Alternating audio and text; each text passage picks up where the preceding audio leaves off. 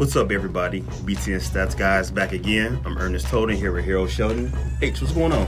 Not much, man. It's only a couple weeks left in the regular season. Got Thanksgiving and Indy right around the corner. Starting to get real. The season went about fast, didn't it? Yeah, real fast. I felt like it was just August. By the way, we got a surprise coming up, but we're going to tease them, and that's, they're going to see what it is. Yeah, I guess that means you got to watch the video to find out what that is. Let's get to On the Field. Tuesday, the third college football playoff rankings were released. Still no Big Ten team in the top 4, but finally they gave Wisconsin a little respect.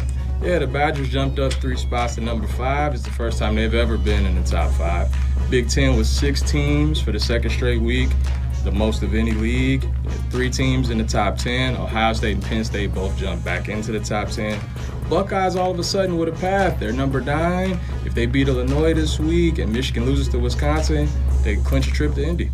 Speaking of Michigan and Wisconsin, that's the only ranked matchup in the nation this weekend. What are you seeing in that game? Well, Michigan's got that emerging run game, but it'll be tough. It's their first time in Madison in 8 years, and they got a chance to ruin the Big Ten's playoff hopes. Karan Higdon has arguably been better than Jonathan Taylor on the ground in conference play. He's averaging 107 yards per game and averaging more than 7 yards per carry, ranking second in the Big Ten in both categories, while his 8 rushing touchdowns are tied for the most. He's 146 yards shy of becoming the first Michigan player to run for 1,000 yards in a season since Denard Robinson in 2012. Over the last 3 games, the Wolverines' ground game has been great, averaging 288 yards with 11 touchdowns.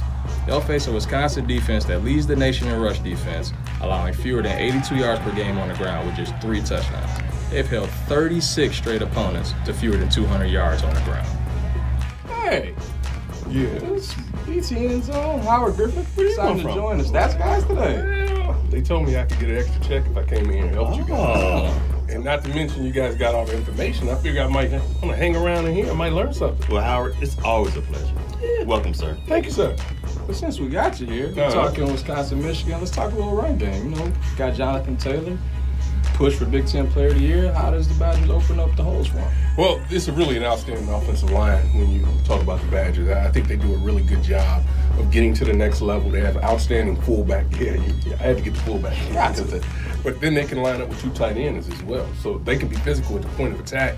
And I think that's really going to help them because this is a defense, when you talk about Michigan, that's going to be stemming and trying to move in different places, trying to get them off of their assignments. So I think for the Badgers to be able to make in-play assignments, and what I mean by that, when the ball is snapped, a guy may not be in the same spot he was when the play started. So they've got to make adjustments, and I think this is an offensive line that's capable of getting that done.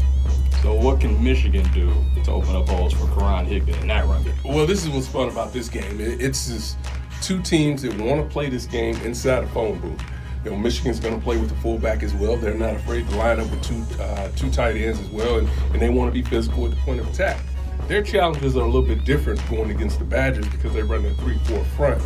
So those linebackers are going to be stunting all over the place. Now, a lot of times people say, okay, it's a 3-4, but that's really just effective during the passing game. But it's really more effective during the run game because now that lineman has to make a split-second decision on who he needs to pick up, whether it's that linebacker or whether it's the tackle or another blitzer. So I think this is going to be one of those fun matchups that's really going to come down to both teams being able to run the ball, and I think it ultimately ends up in the quarterback's hands. Look, no question the running game is the key matchup here. But do not be surprised if the winner is decided by which quarterback either plays the best or don't make that key mistake. Wisconsin's Alex Hornibrook is easily the more experienced of the 2 starting quarterbacks, having won each of his last 16 starts, which is the longest active streak in the nation.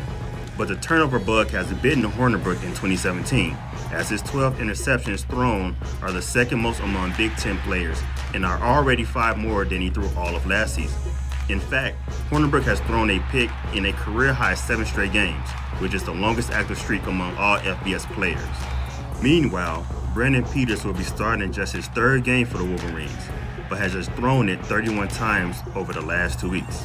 Michigan's passing game could use a boost, as the Wolverines have reached the 200-yard mark in a Big Ten low 3 games this season, and their 8 touchdowns through the air are the 2nd fewest in the conference. But the good news, 4 of those past TDs have come with Peters under center since he took over for John O'Corn 3 games ago. Howard, Hornibrook has been here before, big games, but the young Brandon Peters, what does he need to do for Michigan to win this game? I think ultimately it's about making good decisions with the football. If Michigan's able to run, he's going to have his opportunities to throw the ball vertically down the field. But I think when it comes down to second and third down situations, particularly long yardage, he's going to be forced to make a play. And that's making the right read. If he gets a blitz in his face, he's got to trust that wide receiver, that tight end, is going to make the right route adjustment to give him an outlet to throw the ball. But it's going to be about decision making. Yeah, that's what it's going to come down for both quarterbacks. So we'll see who's able to do the best job of that. That's how you break it down right there. Exactly. That's what I'm supposed to do. That's why you paid me. That's why you pay the big bucks. And that's why I'm leaving now. Okay. Time's up, boys. Gotta move along. I don't know about that. We can. I'll check with my agent.